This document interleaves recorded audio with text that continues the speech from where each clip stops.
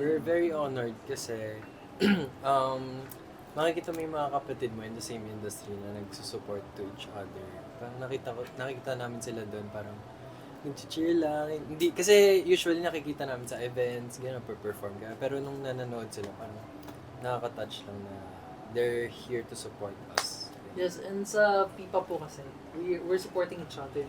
And kung makatake sila ng inspiration from the event and yung feeling na ay gusto din namin na ano. For sure magkaroon yung ng mga concert, gano'n. challenges or struggles natin. Yes, we share the same struggles. Yes. We share the same challenges and kung ano na-feel nila, Yes. na-feel din namin. So, sobrang laking bagay na present sila to support us. Kasi kung may chance din na magkaroon sila ng concert, we'll be there to support them. Kasi sa P-pop, we want to promote yung P-pop Rise.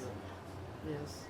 Na kailangan yung P-pop mas lumago pa, magkaroon parang maraming audience. Yeah!